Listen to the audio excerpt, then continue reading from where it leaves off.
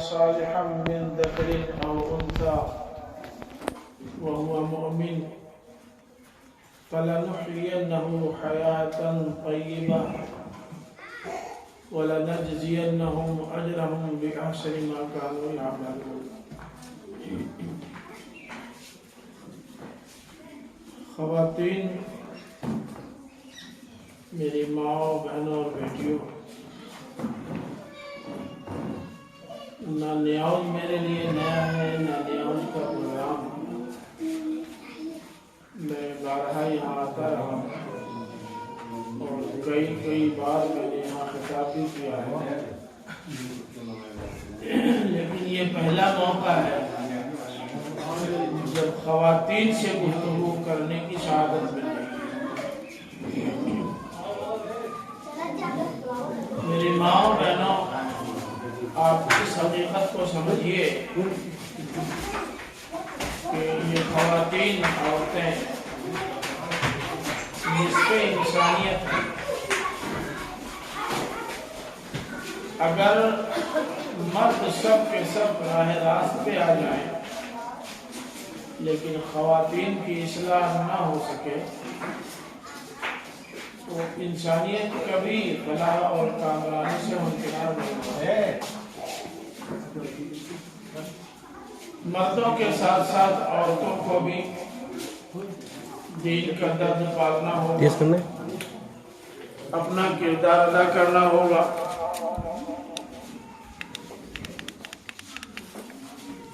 اپنی ذمہ داریاں نبھانی ہوگی. اس میں دیکھنے اگر زیادہ ہو تو اگر وہ اپنا کردار ادا نہیں کرتی، اپنی ذمہ داریاں نہیں نبھاتی تو مرد الٹے لٹک جائیں لیکن سماج کی اصلاح نہیں ہو سکتی. مردوں سے زیادہ عورتوں کو اپنا کردار نبھانے کی ضرورت ہے، کیونکہ تاریخ یہ بتاتی ہے کہ اب تک جتنی بڑی شخصیات اور جتنی بڑی ہستیاں دنیا میں گزری ہیں ان کے پیچھے ان کی ماؤں کا کردار رہا ہے. جن ماؤں نے اپنی اولاد کو کچھ بنانا چاہا ان کی اولاد بن گئی، اور جن ماؤں نے اپنی اولاد کی طرف سے لاپرواہی برتی ان کی اولاد ضائع ہو گئی، بیکار ہو گئی. میں ابھی کچھ مثالوں کے ساتھ آپ کے سامنے گفتگو رکھوں گا. ہماری ماؤں، بہنوں اور بیٹیوں کو 4 بہت اہم اور بنیادی کام کرنے چاہیے. اگر یہ چاروں اہم اور بنیادی کام کرنے میں وہ کامیاب ہو جاتی ہیں تو میں ضمانت دیتا ہوں کہ ان کی اولاد اور ان کی نسل، ان کی ذریت اور ان کا مستقبل انشاءاللہ روشن اور تابناک ہوگا. کیونکہ ماضی میں جن خواتین نے یہ کام کیا ہے ان کی اولادوں نے نیک نامی بھی پیدا کی ہے، دنیا میں کارہائے نمایاں بھی انجام دیے ہیں، اور دنیا کے لوگوں کے لیے وہ مشعل راہ اور مشعل ہدایت بنے ہیں. ہم میں سے کوئی بہن ایسی نہیں ہوگی جو یہ نہ چاہتی ہو کہ اس کی اولاد لوگوں کے لیے ایک رہنما بنے، ایک مثال بنے، ایک اچھا نمونہ بنے، بہترین کردار کا مظاہرہ کرے. سب یہی چاہتی ہیں کہ ہماری اولاد بہترین اولاد ثابت ہو، لوگوں کی آنکھوں کا تارا بنے، سماج میں عزت اس کو ملے، جہاں رہے لوگوں کی گردنیں اس کے آگے جھکی رہیں، وہ جو کہے لوگ سنیں، اور جب وہ کوئی کام کرے تو لوگ دھیان سے دیکھیں. وہ جہاں کھڑا ہو جائے لوگ رک جائیں، وہ جہاں بیٹھ جائے اس کے آس پاس جمگھٹا لگ جائے. ہر ماں کی یہ خواہش اور تمنا ہوتی ہے اور ہونے بھی چاہیے. لیکن یہ آپ ذہن میں رکھیں کہ اس میں آپ کو اصل اور بنیادی کردار ادا کرنا پڑے گا. ماہرین نفسیات کا خیال ہے کہ ایک انسان کے اندر جتنی صلاحیت ہوتی ہے اس کا 80% حصہ 6 سال کی عمر میں ایک بچے کے اندر پیدا ہو جاتا ہے.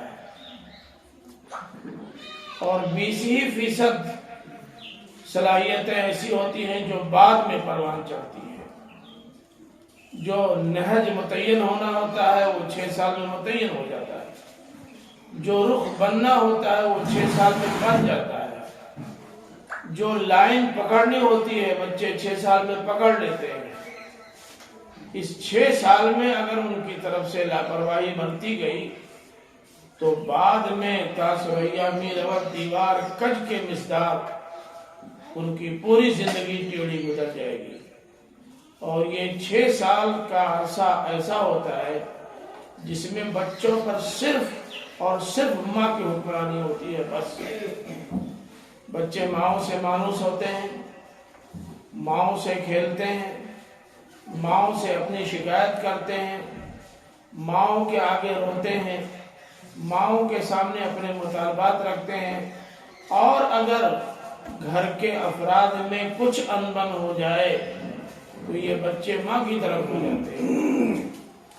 ابھی کوئی اور چانٹا لگا دے 2 دن بات نہیں کریں گے، لیکن ماں چانٹا لگا دے اور صرف کچھ دیر کے لیے روٹھ جائے تو وہی بچہ اسی کی آغوش میں جا کر، اسی کی گود میں جا کر مار کھانے کے باوجود اسی کو منوا کر چپ ہو جائے گا۔ تو یہ عمر ایسی ہوتی ہے جس میں جو کچھ بننا ہے وہ ماں کے ذریعے بنے گا، باپ کا یا کسی اور کا اس عمر میں کوئی کردار نہیں ہو سکتا۔ اس حقیقت کو آپ سمجھیے اور اچھی طرح سے سمجھیے۔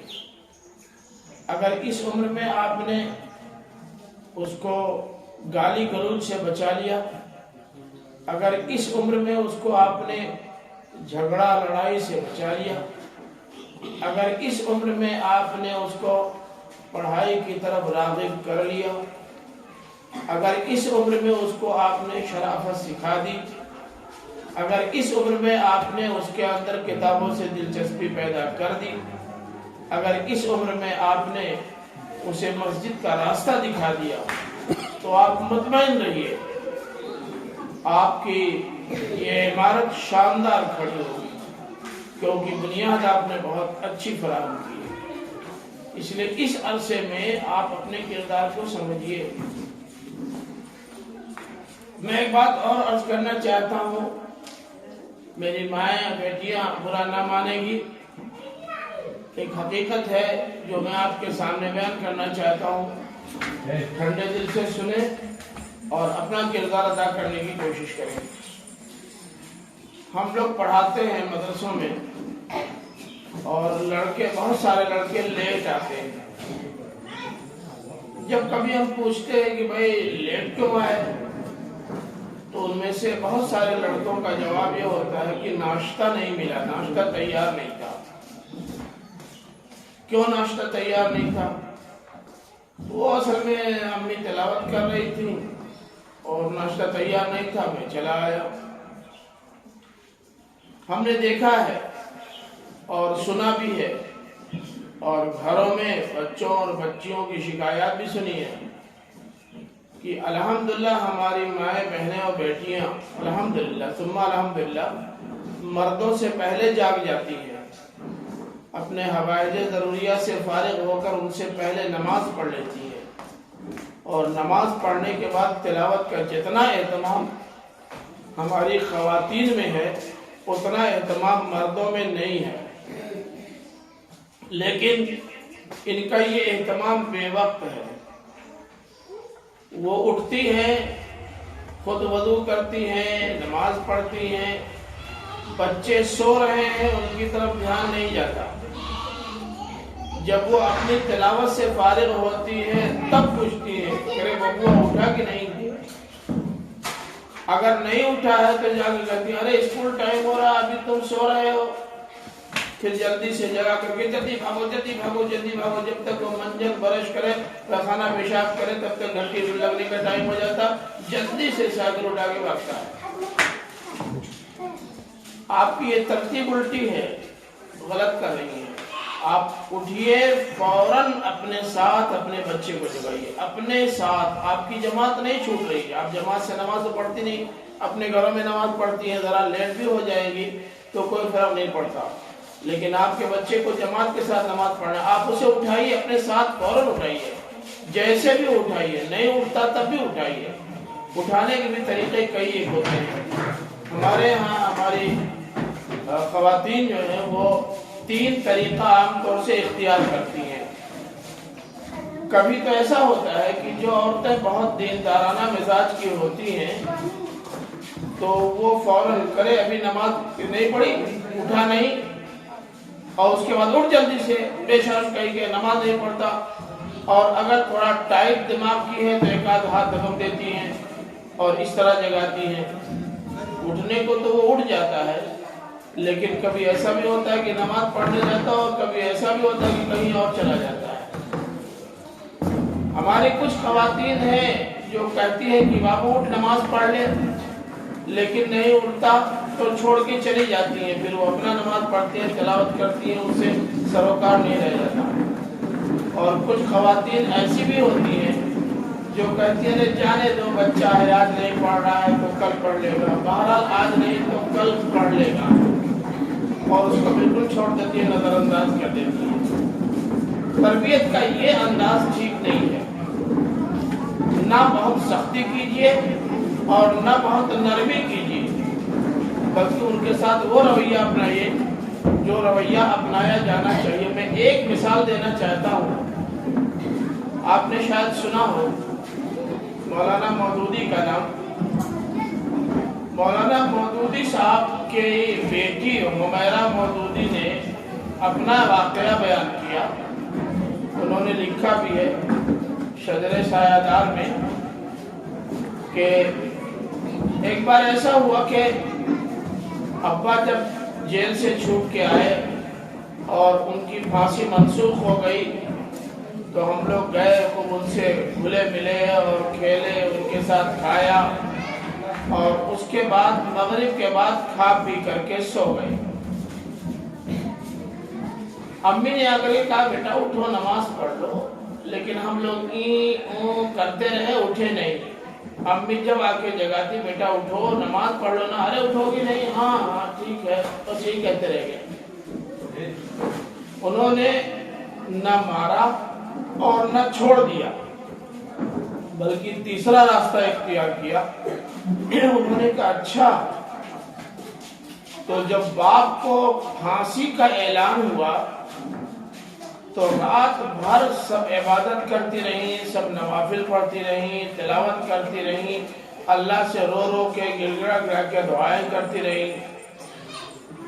और जब अल्लाह ताला ने बाप को फांसी से बचा लिया और वो घर आ गया तो नवाफिल और तिलावत तो छोड़ो, फर्ज नमाज भी नहीं।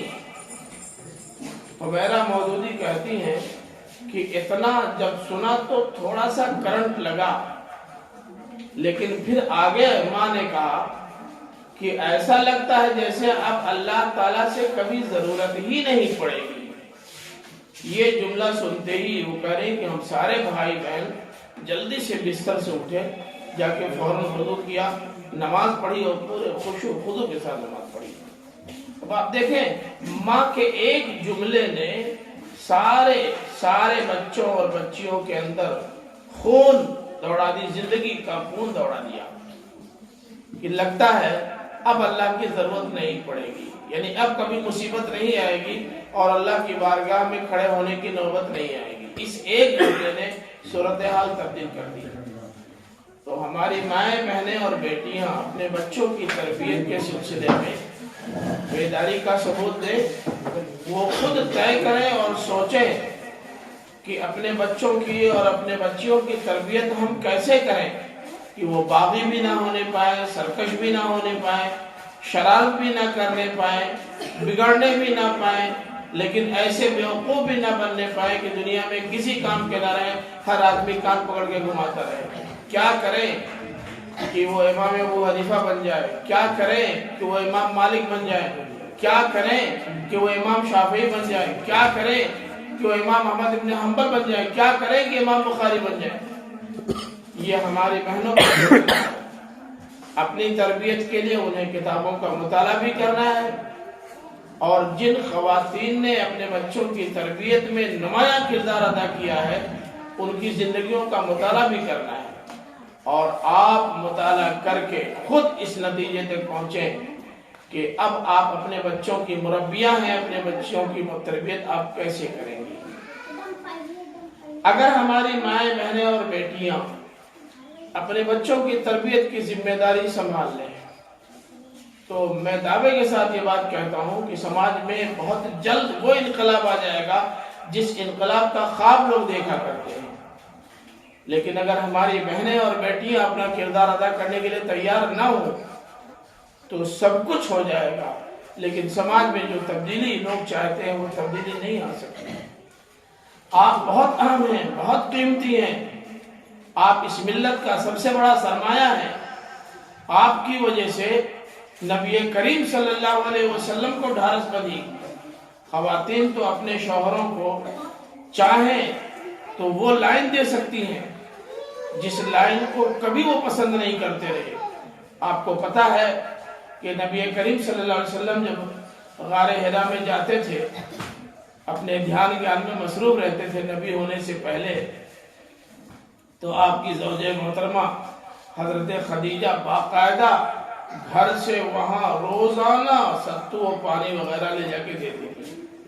کافی دور ہے، 3-4 کلومیٹر دور سے زیادہ ہے، لیکن وہ جاتی تھی۔ پہاڑی پر بھی چڑھنے کے لیے 1 کلومیٹر اوپر چڑھنا پڑتا ہے، لیکن انہوں نے اپنے شوہر کے لیے قربانی دی۔ پھر جب غار حرا میں نبی کریم صلی اللہ علیہ وسلم پر وحی آئی، اللہ کے رسول صلی اللہ علیہ وسلم گھبرائے اور پریشان ہوئے، خوف کی وجہ سے جڑائے آ گیا، بخار آ گیا۔ واپس آئے تو اپنی بیوی سے کہا زملونی زملونی، مجھے چادر اڑا دو، ٹھنڈک لگ رہی ہے، جڑائے آ گیا ہے۔ پوچھا ہوا کیا، پورا واقعہ سنایا تو حضرت خدیجہ جو بیوی تھی، زوجہ تھی، انہوں نے کہا کہ آپ اطمینان رکھیں، آپ کا کچھ نہیں ہوگا، یہ کوئی شیطان نہیں ہو سکتا، یہ آپ کا کوئی جانی دشمن نہیں ہو سکتا جو آیا تھا۔ آپ اتنے اچھے انسان ہیں، لوگوں کے کام آتے ہیں، آپ بیواؤں کی مدد کرتے ہیں، بے سہاروں کا سہارا بنتے ہیں، آپ بوڑھوں کے لیے لاٹھی ہیں اور سماج کے تمام ضرورت مندوں کی ضرورتیں پوری کرتے ہیں۔ اتنے اچھے انسان کو اللہ تعالیٰ شیطانوں کے حوالے نہیں کر سکتا، آپ کو ضائع نہیں کر سکتا۔ نبی کریم صلی اللہ علیہ وسلم فرماتے ہیں کہ بیوی کے ان چند جملوں نے میرا بخار آدھا اتار دیا۔ یہ معمولی کردار نہیں ہے، بڑا اہم کردار ہے، اس کردار کو سمجھنا چاہیے۔ ہماری بہت ساری بہنیں یہ بھی کہہ دیتی ہیں کہ بھائی دیکھیے، گھر اگر اچھا ہو، گھر کے لوگ اچھے ہوں تو اس میں دین کا کام کرنا اور بچوں کی عمدہ تربیت کرنا بہت آسان ہے، لیکن اگر گھر کے لوگ اچھے نہ ہوں تو ہم عورت ہو کر کے کیا کر سکتے ہیں؟ ایسا نہیں ہے، تب بھی آپ کر سکتی ہیں اور بہت زیادہ کر سکتی ہیں، کل کر سکتی ہیں۔ میں مثال دیتا ہوں آپ کو، فرعون جیسا ظالم، جابر، نالائق، سرکش، اللہ کا باغی اور خود اپنے آپ کو رب کہنے والا بادشاہ، اس کی زوجیت میں تھی حضرت آسیہ، ان کی بیوی تھی آسیہ۔ شیطان نمبر 1 فرعون اور اعلیٰ درجے کی انسان نمبر 1 کی خاتون حضرت آسیہ، کیا جوڑ تھا دونوں میں؟ لیکن آسیہ نے اس کا گھر نہیں چھوڑا، اس کے گھر میں رہی، اسی کے ساتھ رہی اور انہوں نے اپنے دین کو بھی نہیں چھوڑا، اور جو کارنامہ انجام دے کر وہ اس دنیا سے گئی ہیں، تنہا ایک کارنامہ بھی ان کو جنت میں لے جانے کے لیے کافی ہے۔ آپ کو پتا ہوگا کہ فرعون نے باقاعدہ اعلان کروا دیا تھا کہ کوئی اسرائیلی بچہ اب زندہ نہ بچے، جو پیدا ہو اسے قتل کر دیا جائے۔ لیکن ایک اسرائیلی بچہ موسیٰ کے نام کا، اس کی ماں نے اسے ٹوکرے میں ڈال دیا، ڈال کر کے پھینک دیا سمندر میں۔ سمندر میں وہ ٹوکرا بہتا ہوا فرعون کے دربار کے پاس سے گزرا، انہی آسیہ نے وہ ٹوکرا دیکھا تو اٹھوا لیا، کہا لے آؤ۔ فرعون جب آیا تو کہا دیکھیے کتنا मनमोहना है, कितना खूबसूरत बच्चा है, कितना होनहार मालूम होता है, इसकी आंखों में कैसी चमक है, पेशानी में कैसी दमक है, पता नहीं किसका बच्चा है। यहीं से जा रहा था, टोकरे से हमने उठवा लिया। इस नन्हे से और इतने खूबसूरत, इतने बच्चे अच्छे और इतनी आंखों में चमक वाले बच्चे को जाया मत कीजिए, इसको ले लीजिए, इसको हम पालेंगे। अगर अल्लाह ताला ने कल औलाद दे दी तो ये हमारा घर का काम चलाने वाला हमारा वजीर बन जाएगा, और अगर अल्लाह ताला ने कोई औलाद न दी तो हम इसी को बेटा बना लेंगे। इतने जालिम और जाबिर बादशाह को राम करने वाली हजरत आसिया ऐसे ही नहीं राम किया। इतने बदमाश की बीवी होने के बावजूद उसकी तमाम बदमाशियों को नजरअंदाज करती रही और एक फर्मा बरदार ज़ौजा और बीवी की हैसियत से उसके साथ रही। तो वो बावजूद कि हजरत आसिया के मजहब और फिक्र से बिल्कुल अलग था, लेकिन उनके शानदार किरदार, उनके आला दर्जे के अखलाक, उनके रहन सहन, उनके चरित्र और उनके सोच से वो इतना मुतासिर था कि मजहब का बड़ा फर्क होने के बावजूद वो अपनी उस बीवी को अपनी जिंदगी से अलग नहीं कर सकता था। और बिल आखिर बीवी की ये बात उसे मान लेनी पड़ी कि ठीक है, इस बच्चे को पाल लो। हालांकि उसकी छठी इस कह रही थी कि टोकरे में आने वाला ये नौमौलूद किसी किप्ती का बच्चा नहीं हो सकता, ये लाजमन किसी इसराइली का बच्चा होगा, क्योंकि उन्हीं पर पाबंदी लगी है कि उनके यहाँ बच्चे ना पैदा हो, अगर पैदा होंगे तो कत्ल कर दिया जाएगा। किसी ने अपने बच्चे को बचाने के लिए एक तदबीर की होगी, ये मालूम था, लेकिन इसके बावजूद बीवी के सामने वो ढेर हो गया और बीवी ने कहा ठीक है, इसे ले लीजिए, हम पालेंगे पोसेंगे। और हजरत आसिया ने इतनी उम्दा, इतनी शानदार, इतनी अच्छी तरबियत की उस लड़के की कि नबी तो वो बाद में हुए हजरत मूसा, जब नौजवान हुए तो नौजवानी तक पहुंचते पहुंचते कोई खूबी और कोई कमाल ऐसा नहीं था जो उस नौजवान के अंदर मौजूद न हो। जिंदगी में पहली बार एक गलती सिर्फ हुई बस, और वो गलती ये हुई कि दो नौजवान आपस में लड़ रहे थे, उनमें से एक सरकश था, मानने को तैयार नहीं था, ऐंठ रहा था, गुरूर कर रहा था, घमंड कर रहा था। उससे नाराज होकर के एक घूंसा उसको लगाया था, बेटा घूंसा पड़ा, वो मर गया। लेकिन उसके बाद फिर अल्लाह ताला से उन्होंने माफी मांगी कि ऐ अल्लाह, गलती हो गई, मुझे जज्बात की रो में बह करके ऐसे नहीं मारना चाहिए था कि वो मर जाए। हालांकि मैंने मारना नहीं चाहता, लेकिन हमें घूंसा चलाते वक्त ध्यान रखना चाहिए कि कहाँ चलाए कहाँ ना चलाए। एक गलती जिंदगी में सिर्फ हुई और उस गलती पर भी अल्लाह से माफी मांग ली। ये नबी होने के बाद की बात नहीं, नबी होने से बहुत पहले की बात है। ये किसकी तरबियत का नतीजा था? ये उन्हीं आसिया की तरबियत का नतीजा था। और आसिया ने फिरौन जैसे जालिम बादशाह के घर में रहकर जो किरदार अदा किया है, उस किरदार को देखते हुए हमारी कोई बहन और बेटी ये नहीं कह सकती कि मौलाना साहब हमारे घर का माहौल तो बहुत खराब है। ऐसे माहौल में हम अपना किरदार अदा करना भी चाहें तो नहीं कर सकते।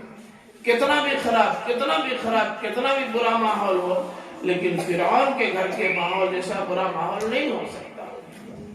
लेकिन आसिया ने करके दिखाया, आपको भी करना चाहिए। हमारी बात बहनें और बेटियां ये भी कहती हैं, असल में इतनी गुर्बत है, इतने मसाइल हैं, इतनी परेशानियां हैं कि उनमें रह करके आदमी का दिमाग काम नहीं करता। औलाद की तरबियत की तरफ क्या ध्यान दे, ना उसका पेट भरता है, ना अपना पेट भरता है, ना कपड़ा ढंग से मिलता है। गुर्बत और इफलास ने हम लोगों का ईमान खराब कर दिया है। ये भी कोई दलील नहीं है। गुर्बत और इफलास और भुखमरी किसी का ईमान नहीं खराब करती। ये इम्तिहान तो हो सकता है, भुखमरी ने किसी के ईमान से नहीं खेल सकती। आप देखें, हजरत इब्राहिम अलैहिस्सलाम के यहाँ 85 साल की उम्र में एक लड़का पैदा हुआ, उसका नाम इस्माइल था। हजरत इब्राहिम 85 साल के थे उस वक्त। लड़का पैदा हुआ, अभी माँ की आगोश ही में था कि अल्लाह ताला ने इब्राहिम से कहा ऐसा करो कि अब अपने बेटे और अपनी बीवी को ले जाओ वहां हिजाज में पहाड़ियों के बीच में छोड़ के चले आओ। हजरत इब्राहिम चले गए, अपनी बीवी और अपने बेटे को पहाड़ियों के बीच में छोड़ा और उस जगह छोड़ा जो शाहराह आम थी, उधर से लोग आते जाते थे। और जमाना वो था कि लोग औरतों की इज्जतें भी लूटते थे और बच्चों को लूट लिया करते थे। ऐसे जमाने में शाहराह आम पर पहाड़ियों के बीच में बेसहारा अल्लाह ताला ने कहा जाओ छोड़ दो, छोड़ दिया। हजरत इब्राहिम यकीनन 85 साल के थे, लेकिन हजरत हाजरा जिनसे इस्माइल पैदा हुए थे वो 55 साल की थी। 55 साल की औरत ऐसी नहीं है कि उसकी इज्जत को खतरा ना हो, काम कर सकते जो अल्लाह ताला पसंद करता है। हमारी माएं, बहनें और बेटियां इसको समझें। दावत दीन का काम भी आपके बगैर मुकम्मल नहीं हो सकता। सारी जमातें, जमात इस्लामी के लोग, तबलीगी जमात के लोग, जमीयतुल उलमा के लोग, सारे लोग मिल जाएं, गांव-गांव जलसा करें, गांव-गांव तकरीरें करें, सबको समझाएं, राह रास्त पे लाने की कोशिश करें। लेकिन अगर वो आपको नजरअंदाज कर दें तो कोई काम नहीं कर सकते, कर ही नहीं सकते। और जब औरतों के अंदर दावत दीन का काम फरोग पाता है और वहां मुजाहिदात पैदा हो जाती हैं, तो हालात चाहे जितने खराब हों, लेकिन उनके बतन से पैदा होने वाले अल्लाह की राह के मुजाहिद और उसकी राह के शहीद पैदा होते हैं।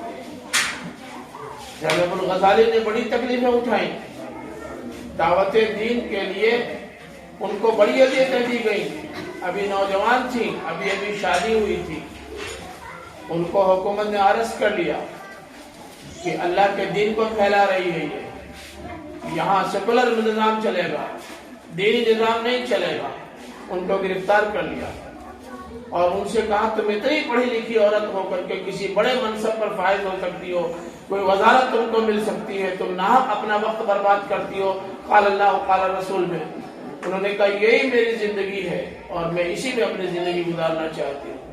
जब नहीं मानी तो जालिम बादशाह अनवर सादात ने, जमाल अब्दुल नासिर ने अपने अपने जमाने में वो तकलीफें दी, वो की तकलीफें दी।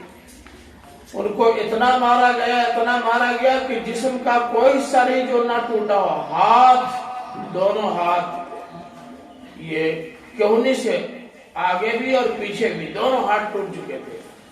दोनों पैर टखने से ऊपर भी टखने से नीचे बार बार टूट चुके थे। उनके जिस्म को छलनी किया गया। जख्म में जब जख्म से पूरा जिस्म भर जाता था तो बर्फ की सिल्लियों पर उनको लेटाया जाता था। 15-15 दिन तक खाना और पानी नहीं दिया गया और जब खाना पानी न पाने की वजह से आंखों में अंधेरा छा गया, होश ठिकाने नहीं रहे, तो पीने के लिए पेशाब और खाने के लिए पैखाना लपेट करके रोटी दी गई खाने के लिए।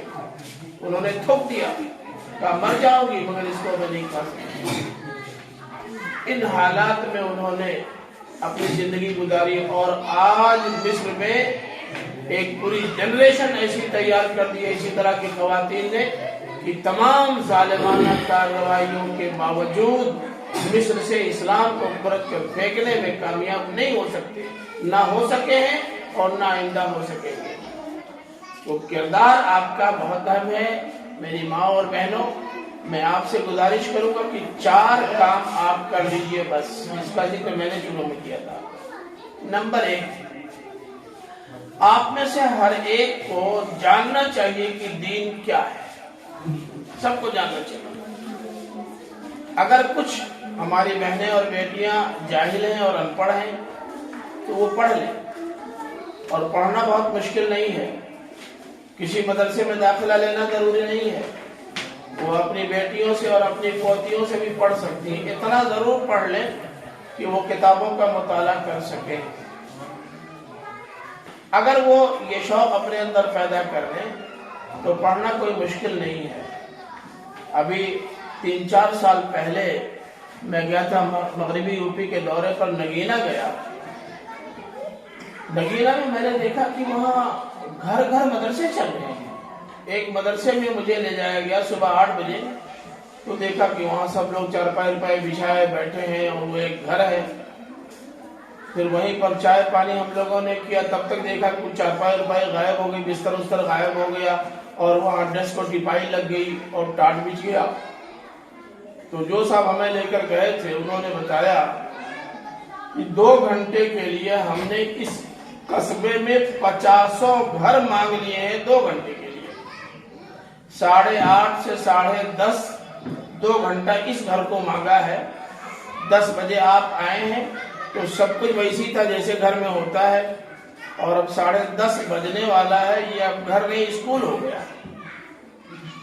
कुछ देर और हम बैठे वहां, उसके बाद उन्होंने कहा कि हमारे मदरसे में या स्कूल में जो लड़कियां पढ़ती हैं आप उनसे कुछ पूछना चाहेंगे? मैंने कहा जरूर। तो एक बड़ी लड़की को मैंने बुलाया, मेरा ख्याल है कि 16-17 साल की रही होगी, दाने को अपना चेहरा और ढाक के बैठी थी, बिल्कुल बेपर्दा नहीं थी। मैंने कहा बेटा तुम किस क्लास में पढ़ती हो? तो कहा मैं पंजुम में पढ़ती हूँ। मैंने पूछा कै साल की हो? तो कहा 15-16 साल। मैंने कहा 15-16 साल की बच्ची अभी पंजुम में पढ़ रही है? तो उसने कहा आपको इतना ताज्जुब क्यों हो रहा है, मेरी मम्मी भी इसी में पढ़ रही है। तो मैंने कहा वो कहाँ है? कहा ये देखिए मेरे बगल में बैठी हुई। मैंने उनसे पूछा आप किस क्लास में पढ़ती है? तो कहा मैं दर्जा 3 में पढ़ रही हूँ। मैंने कहा अरे जिसकी बच्ची 15-16 साल की हो गई वो भी पढ़ रही है। तो उन्होंने बताया कि ये मेरी तीसरी बच्ची है, इससे बड़ी 2 बच्चियां हैं, लेकिन मैं पढ़ रही हूँ। और आपको इस पर हैरत क्यों हो रही है? मेरी सास भी पढ़ रही है। वो कहाँ है? ये हमारे बगल में बैठी हुई है। उन बूढ़ी से मैंने पूछा आप किस क्लास में पढ़ती है? तो उन्होंने कहा अभी इसी साल मैंने एडमिशन लिया है, मैं दर्जा अव्वल में पढ़ रही हूँ। दादी अव्वल में और अम्मी दर्जा 100 में, और फिर वो लड़की दर्जा पंजुम में पढ़ रही है।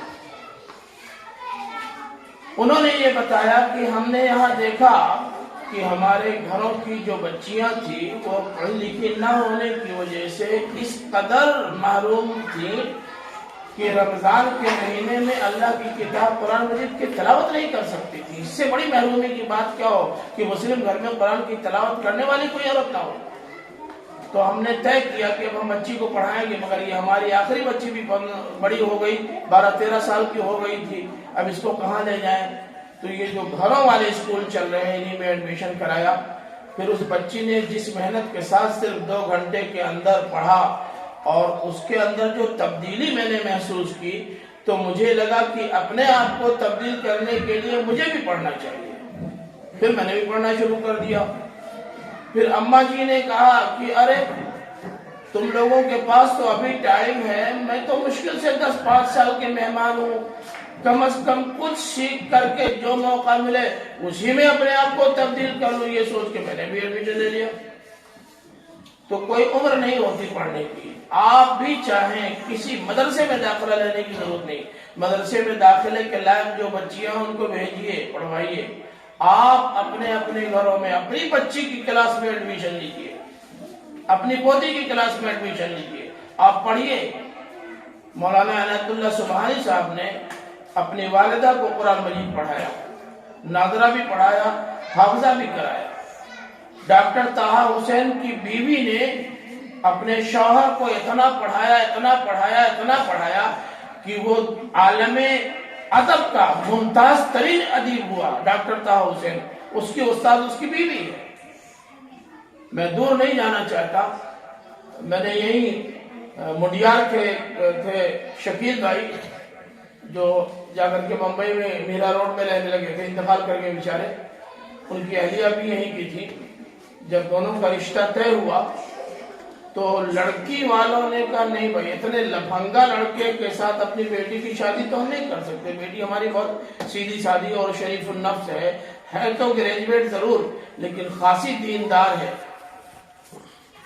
लेकिन लड़की की खाला ने कहा कि नहीं, शादी कर दीजिए। ये लड़का थोड़ा सा है जरूर बेहंगम सा, लेकिन ठीक ठाक है, ज़हीन है, समझदार है, पढ़ा लिखा है। शादी हो गई। شکیل صاحب نے خود مجھ سے بتایا کہ شادی کے بعد مجھے ایسا لگا کہ میرا رشتہ بالکل بے جوڑ ہے. میری بیوی سمجھتی تھی کہ میں شیطان کے ساتھ باندھ دی گئی ہوں، اور میں سمجھتی تھی کہ میں گھڑروت گائے کے ساتھ باندھ دیا گیا ہوں. ہماری سمجھ ہی میں نہیں آتا تھا کہ ہم لوگ کیسے زندگی گزاریں. تو وہ بھی پریشان تھی، ہم بھی پریشان تھے. لیکن اللہ تعالیٰ میری بیوی کو بہترین صلح دے، اتنی حکمت کے ساتھ میری تربیت کی.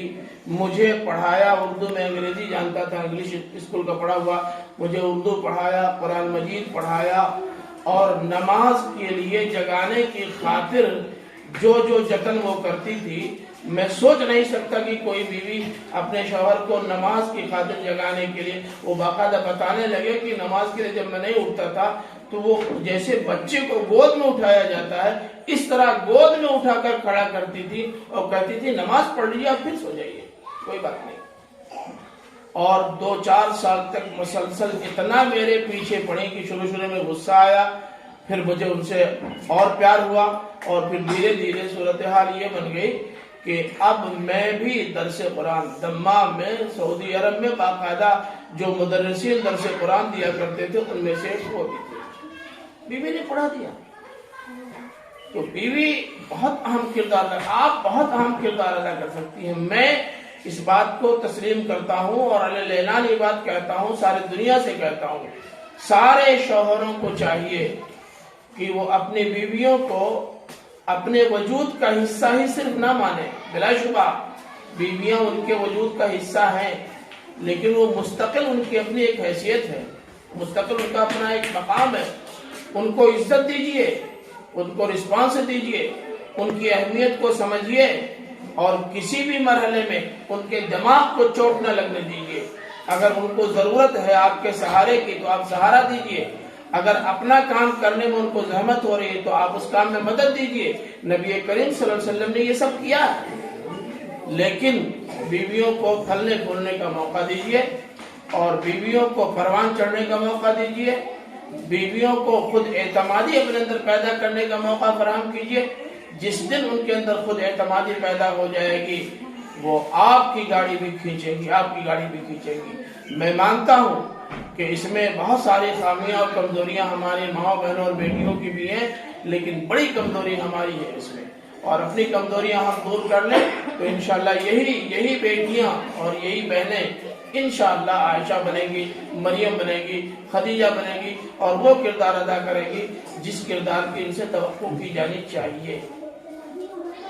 دوسرا بڑا اہم کام ہے، میں اختصار کے ساتھ عرض کر رہا ہوں، وہ یہ کہ آپ جب خود پڑھ لیں تو کوشش کریں کہ دوسرے بھی کچھ پڑھیں. آپ دوسروں کی بچیوں کو بھی پڑھائیے، چاہے وہ چھوٹی ہوں، چاہے بڑی ہوں، چاہے کم عمر کی ہوں یا زیادہ عمر کی ہوں. آپ ان کی تعلیم پر توجہ دیجیے. ضروری نہیں کہ وہ فیس ادا کریں، تب فیس ادا کرنا ضروری نہیں ہے. آپ پڑھنا جانتی ہیں، آپ پڑھائیے. ان کو بلائیے، آپ ان کو جتنا سکھا دیں گی، بتا دیں گی، وہ آپ کے احسان مند بھی رہیں گی. اور اگر آپ کی وجہ سے وہ تعلیم یافتہ ہو گئی تو آپ کا مستقبل بھی ان کے مستقبل کے ساتھ انشاءاللہ روشن ہوگا. تیسرا اہم اور ضروری کام یہ ہے کہ جتنا آپ جانتی ہیں کہ ہم کو یہ کرنا چاہیے، آپ اپنی خواتین میں اس کی دعوت دیجیے، اس کی تبلیغ کیجیے. قرآن مجید میں اللہ تعالیٰ نے نبی کریم صلی اللہ علیہ وسلم کی بیویوں سے فرمایا ہے وَذْكُرْنَا مَا يُتْلَى فِي بُيُوتِكُنَّ. اے نبی کی بیویوں، تمہارے گھروں میں جو اللہ تعالیٰ کا پیغام آتا ہے وہ تم اپنی بہنوں میں عام کرو، سب تک پہنچاؤ، ان کو اس کی طرف لاؤ. اللہ کا یہ پیغام تمہارے ذریعے سے بھی تمہارے اندر پہنچنا چاہیے. اور آخری کام یہ ہے کہ جن کے بچے ہیں وہ اپنے بچوں کی تربیت پر خاص دھیان دیں، اور بچوں کی تربیت کے سلسلے میں صرف 3 پہلو پہ نگاہ رکھیے، انشاءاللہ بچے نہیں بگڑیں گے. نمبر 1، بچوں کو ضد کرنے کا موقع نہ دیجیے. بہت ساری چیزوں کے سلسلے میں وہ ضد کرنے لگتے ہیں. مثال کے طور پر پاروٹی چاہیے، اب وہ ضد کر لیتے ہیں پاروٹی ہو تو ٹھیک ہے، نہ ہو تو دکان سے لائیے. اب وہ ایک لے تو ایک دیجیے، پوری پیکنگ لے تو پوری پیکنگ. یہ ضد کریں، ضد بلا وجہ نہیں کرتے. آپ نے کہیں موقع فراہم کیا ہے کہ وہ ضد کرتے ہوئے کسی کو دیکھیں اب انہوں نے کسی کو ضد کرتے ہوئے دیکھا اور ان کی سمجھ میں آیا کہ جو ضد کرتا ہے اس کی مانگ پوری ہو جاتی ہے، وہ ضد کرنے لگے۔ آپ اپنے گھر میں ایسا ماحول پیدا ہی نہ ہونے دیجئے کہ کہیں کوئی ضد کرتی ہوئی نظر آئے۔ اگر ایسا نہیں ہوگا تو بچے ضد نہیں کریں گے۔ دوسری اہم چیز یہ ہے کہ بچے آپس میں کبھی کبھی لڑ جاتے ہیں، تو کبھی تو ایسا ہوتا ہے کہ ہم لوگ کیئر ہی نہیں کرتے، جانے دو لڑکے ہیں، ابھی لڑیں گے، ابھی کھیلیں گے نا۔ اگر لڑ گئے ہیں تو بیٹا لڑنا نہیں چاہیے، اچھی بات نہیں ہے، بہت بری بات ہے، یہ تمہارا بھائی، یہ تمہاری بہن، فوراً ان کو کیئر کیجیے۔ ان میں سے کسی کو ڈانٹیے نہیں، چاہے غلطی اس کی ہو۔ اگر آپ ڈانٹ دیں گی تو وہ بے عزتی محسوس کرے گا۔ یہ اگر بچی کو ڈانٹ دیا تو لڑکا سر چڑھ جائے گا اور بچی ہوپلیس ہو جائے گی، اور اگر بچے کو ڈانٹ دیا تو لڑکی سر پہ چڑھ جائے گی اور بچہ ہوپلیس ہو جائے گا۔ ڈانٹیے نہیں، آپ دونوں کے بیچ میں پڑھ کے دونوں کو محبت کے ساتھ الگ کیجیے اور یہ ظاہر کیجیے کہ آپ نے دونوں کو معاف کر دیا ہے، اور آئندہ وہ یہ چاہتے ہیں، ہم چاہتے ہیں کہ یہ اس طرح سے بچے ہمارے نہ لڑائیں، یہ ان کو باور کرائیے۔ اور اس سلسلے کی بالکل آخری بات یہ کہ اگر بچے کسی مرحلے میں ناکام ہوتے ہیں تو آپ اس ناکامی کی غلطی یا اس کا اعتراف خود کیجیے، آپ کی وجہ سے ناکامی ہوئی ہے۔ بچے ناکام کیوں ہو گئے؟ یا تو ذہن ان کا کمزور ہے، دماغ کم ہے۔ اگر ذہن اور دماغ کم ہے تو کوئی ضروری نہیں کہ آپ اسکول میں ان کو ڈال دیں۔ 1 سال 2 سال 3 سال 4 سال اپنے ساتھ رہ کر کے اپنی نگرانی میں اپنی درسگاہ میں پڑھاتی، اور جب 4 سال میں وہ درجہ 2 تک کو کراس کر لیتے تب آپ ہونی چاہیے۔ اس میں مردوں سے زیادہ عورتوں کو دھیان دینا چاہیے۔ اور میں پورے دعوے کے ساتھ یہ بات کہتا ہوں کہ ہماری مائیں، بہنیں اور بیٹیاں اس کی روشنی میں جن کا ذکر میں نے کیا ہے اپنا تھوڑا سا جائزہ لے لیں اور آج سے اپنا کردار پلے کرنا شروع کر دیں۔ انشاءاللہ کل سے تبدیلی محسوس ہوگی۔ کبھی کبھی ہم لوگ یہ کہتے ہیں، جب کسی سے کہا جاتا ہے اے بھائی دیکھیے آپ یہ کام شروع کر دیے، اچھا انشاءاللہ جمعہ سے، تب تو ہو چکا۔ آپ کی سمجھ میں ایک بات آ گئی ہے، ابھی شروع ہو جائیے، بس ابھی شروع ہو جائے، انشاءاللہ مسئلہ ہو جائے گا۔ بس یہ چند باتیں تھیں جو آپ سے کہنی تھی۔ ممکن ہے وقت زیادہ لگ گیا ہو، معذرت چاہتا ہوں، لیکن یہ درد تھا دل کا جو میں نے آپ کے سامنے رکھا ہے۔ توقع ہے کہ اپنا بھائی سمجھ کر اگر کوئی بات ناگوار گزری ہوگی تو معاف کر دیں گی۔ ویسے میں نے کوشش کی ہے کہ کوئی ایسی بات نہ کہوں جو آپ کو ناگوار گزرے، اور اگر بات آپ کو معقول اور مناسب لگتی ہے اپنے دل سے، اپنے دماغ سے، اپنی عقل سے پوچھیے، تو آپ کوشش کیجئے کہ آج سے آپ کی زندگی میں تبدیلی آئے۔ اگر آج آپ تبدیلی کر لیں تو وہ چھوٹا سا اجتماع جو آج اس پنڈال کے اندر ہے، انشاءاللہ یہ گاؤں میں اور اس گاؤں کے سماج میں تبدیلی لانے کا اہم پیش ثابت ہوگا، اور انشاءاللہ مہینہ 2 مہینے کے بعد اس کا رزلٹ آنا شروع ہو جائے گا۔ اللہ تعالی ہمیں بھی اور آپ کو سب کو کرنے کی توفیق عطا فرمائے، آمین۔ وآخر دعوانا الحمدللہ رب العالمین۔